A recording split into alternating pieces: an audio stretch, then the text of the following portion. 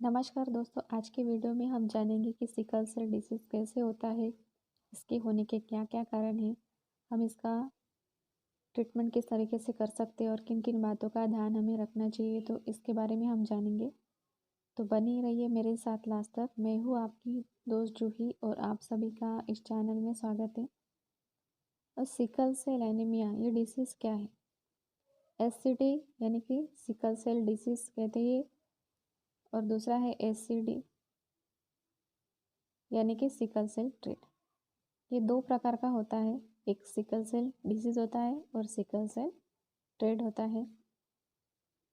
ये sickle cell disease ये जो बीमारी है ये एक आनुवंशिक रक्त विकार है जो ऐसी लाल रक्त कोशिकाओं द्वारा होता है जिनका आकार असामान्य कठोर तथा हंसिया के समान होता है।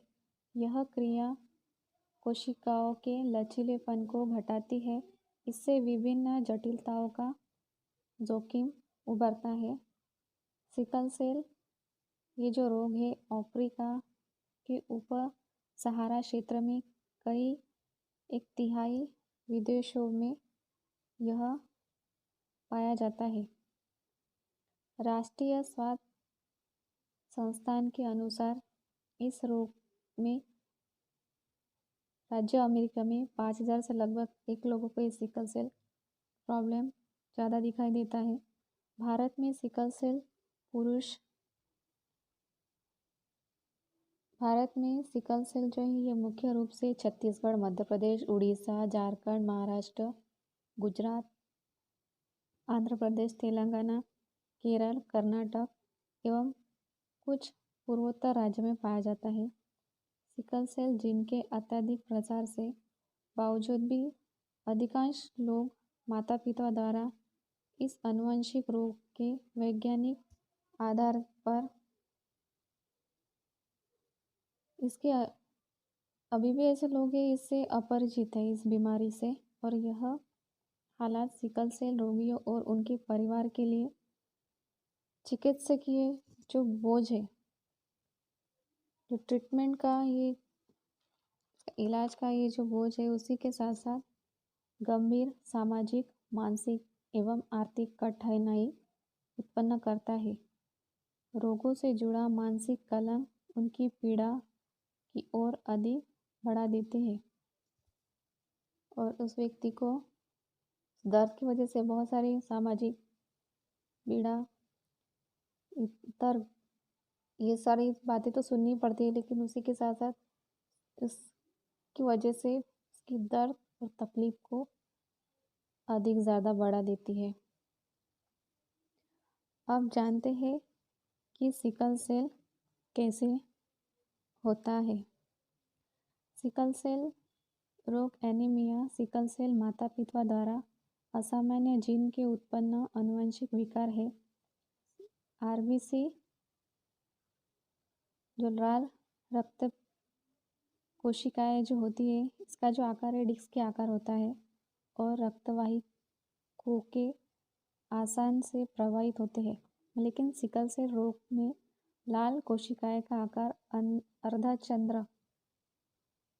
अर्धचंद्र सिकल जैसे हो जाता है और आरबीसी और चिपचिपी होती है तथा विभिन्न अंगों में रक्त प्रवाह बराबर नहीं हो पाता। ब्लड सर्कुलेशन है वो प्रॉपर तरीके से नहीं हो पाता और इसकी वजह से बहुत सारे बाकी के ऑर्गन्स में बहुत सारी तकलीफ होती है। आप स्क्रीन पे यहाँ पे देख रहे हो जो नॉर्मल इंसान होता है उस नॉर्मल इंसान के शरीर की जो ब्लड सेल्स जो है वो राउंड शेप में है और सिकल सेल व्यक्ति के जो ब्लड सेल्स जो है हीमोग्लोबिन वो अर्धचंद्र के आकार की हो गई है। तो ये आनुवंशिक बीमारी है, एक जेनेटिकल डिसऑर्डर है, डिसीज़ है। तो ये बीमारी किस तरीके से होती है, तो इसमें क्या होता है, ये जो रेड ब्लड सेल्स जो होते हैं इसमें एक नॉर्मल व्यक्ति के इसमें जो राउंड शेप में जो दिखाई दे रही है नॉर्मल व्यक्ति की रेड ब्लड सेल्स जो होती है ये 120 दिन रहते हैं और जो सिकल सेल रोगियों कि इसमें ये जो आरबीसी जो है ये 10 से 20 दिन में टूट जाते हैं। इससे क्या होता है, शरीर में आरबीसी की संख्या और हीमोग्लोबिन की कमी हो जाती है। रक्त कोशिकाओं में आकार में परिवर्तन हीमोग्लोबिन जीन में एक न्यूक्लियोटाइड में उत्पन्न हो जाता है। सिकल सेल व्यक्ति को एक सामान्य जीन एक जनक से एक सामान्य जीन दूसरे जनक से प्राप्त होता है। इनमें आमतौर पर कोई लक्षण नहीं मिलते, लेकिन वे अपनी संतान को सिकल सेल हीमोग्लोबिन प्रदान करते हैं। अब ये जो सिकल सेल जो डिसीज़ है, इसमें सिकल सेल ट्रेट जो होता है, ऐसे व्यक्ति जो माता पिता एक समान और दूसरा असमान हीमोग्लोबिन जीन प्राप्त करता है, इसे सिकल सेल ट्रेट कहते हैं। ऐसे व्यक्ति के शरीर में दोनों ही सामान्य और सिकल हीमोग्लोबिन बनता है और तौर पर कुछ लक्षणों के साथ सामान्य जीवन व्यतीत करता है। क्योंकि ऐसे व्यक्ति में एक सामान्य और दूसरा परिवर्तित हीमोग्लोबिन जीन होता है, ये अपने बच्चों को सिकल हीमोग्लोबिन जीन प्रदान कर सकते हैं, जिसमें अभी आप यहाँ पे स्क्रीन पे देख रहे हैं। यहाँ पर आपको यहाँ पर स्ट्रक्चर दिखाई दे रहा है।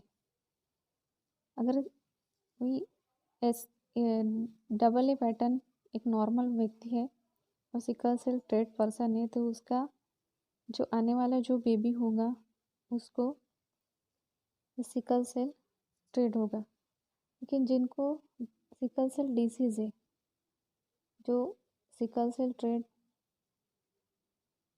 माता है और सिकल सेल ट्रेट पिता है, तो उनके आने वाला जो भी बच्चा होगा उसमें जो सिकल सेल ट्रेट उसमें आएगा ये बीमारी, नहीं तो सिकल सेल एनीमिया का ये प्रॉब्लम हो सकता है। जब माता पिता दोनों ही सिकल सेल ट्रेट होते हैं, तो प्रत्येक बच्चे में दोनों सामान्य जीन विरासत में मिलने से संभावना होती है कि 25% एक सामान्य और 50% जो है दोनों हीमोग्लोबिन जीन मिलने की जो संभावना होती है वो 25% होती है। अभी देखिए आप यहाँ पर स्क्रीन पे देख रहे हैं, यहाँ पे फादर कैरियर है और मदर कैरियर है, यानी कि सिकल सेल ट्रेट है, फादर भी सिकल सेल ट्रेट है, मदर भी सिकल सेल ट्रेट। तो इसमें 25% है। यहाँ पे अगर उनकी 4 संतान अगर हो रही है, उसमें 25% चांसेस है कि उनको सिकल सेल डिसीज़ नहीं होगा।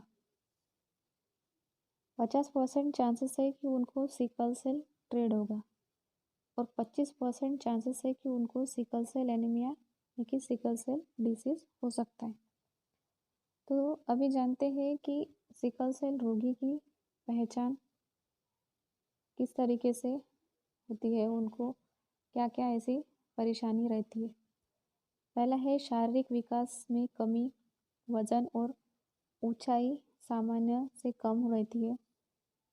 उनके शरीर में कमज़ोरी के साथ सामान्य कमज़ोरी के साथ साथ कमज़ोरी भी रहती है।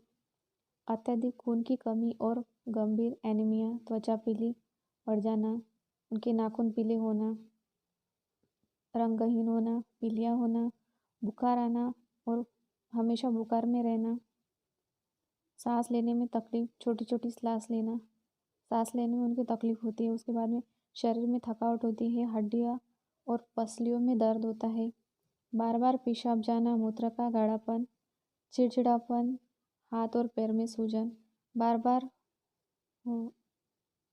वायरल और बैक्टीरिया का संक्रमण होता है। अभी जानते हैं इसमें कौन सा इसमें टेस्ट करते हैं। सबसे पहले जिनको भी सिकल सेल एनीमिया का प्रॉब्लम है, वो सबसे पहले इनका हीमोग्लोबिन टेस्ट कराते हैं। उसके बाद में सीबीसी टेस्ट कराते हैं, CBC complete blood count. Next है इसमें ब्लड सीरम। अब ये ब्लड सीरम, ये जो ट्रीटमेंट जो होता है, ब्लड सीरम का ये जो ट्रीटमेंट है, इसमें ब्लड की जो सेल्स है इसकी अच्छी तरीके से जांच की जाती है। उसके बाद में है haemoglobin electrophoresis. Haemoglobin electrophoresis test में ये पता किया जाता है कि सिकल सेल उस व्यक्ति को है तो उसमें कौन सा पैटर्न है। तो ये इलेक्ट्रोफोरेसिस टेस्ट में उनको पता चल जाता है, उसको एएस पैटर्न है या उसको डबल एस पैटर्न है। नेक्स्ट टेस्ट है एच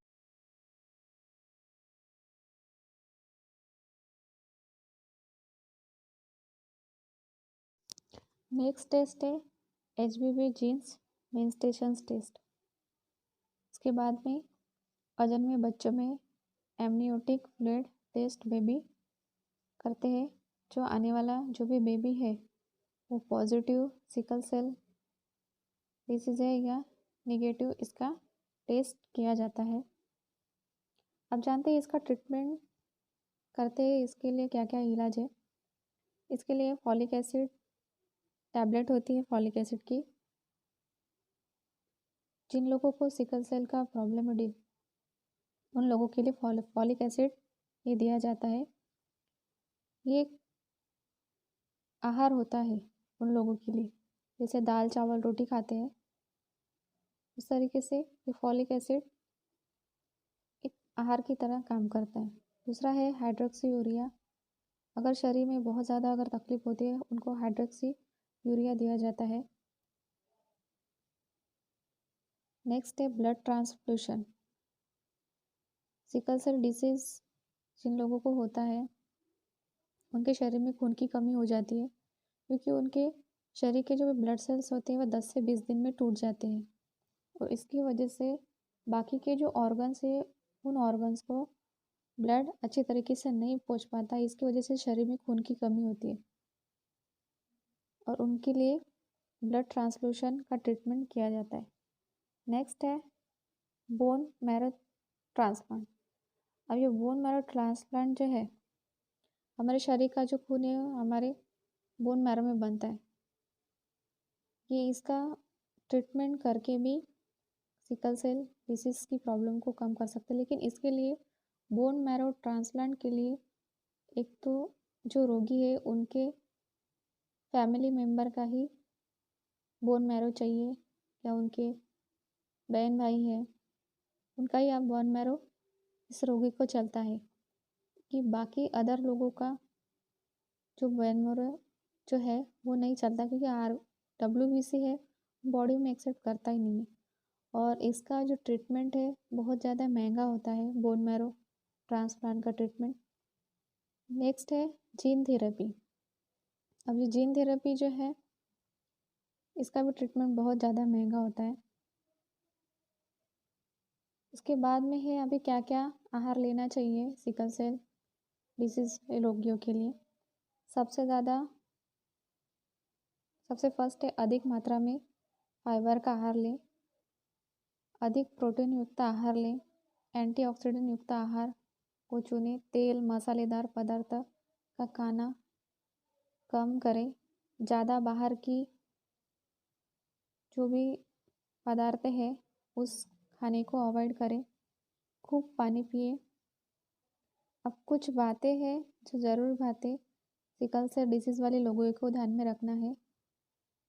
पानी अधिक मात्रा में पिए, शांत चित्त रखें, आराम करें, अत्यधिक तापमान से बचें, संक्रमण से बचें, नियमित रूप से खेल खेलें।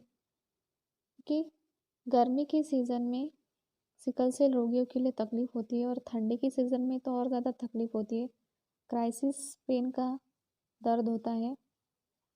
तो तापमान से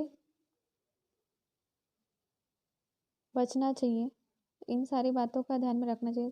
ठंड की सीज़न में सिकल सेल रोगियों ने गर्म कपड़े पहने, ज़्यादा गर्मियों के सीज़न में खुद का ध्यान रखें, ज़्यादा भाग दौड़ ना करें, इसके बारे में भी ध्यान रखना है। और जब भी सिकल सेल रोगियों के लिए ये प्रॉब्लम है, तो जब भी आप किसी से शादी करने का करा, तो इन बातों का आपको ध्यान में रखना है। शादी करने के समय आपको ये ध्यान में रखना है, जिस व्यक्ति से भी आप शादी कर रहे हो, तो वो इंसान का उसको सिकल सेल डिसीज़ या कोई भी सिकल सेल ट्रेड या बीमारी नहीं होनी चाहिए। शादी होने से पहले, जैसे शादी करने से पहले लोग कुंडलियाँ मिलाते हैं, आपको ब्लड टेस्ट कराना है, क्योंकि बाद में आपको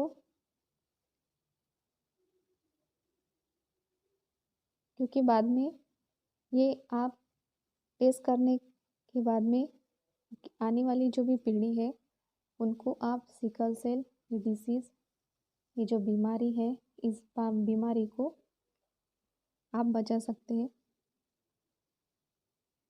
आई होप आप सभी को ये जानकारी अगर अच्छी लगी होंगी, तो वीडियो को लाइक करें, शेयर करें और चैनल को सब्सक्राइब करें। Thank you.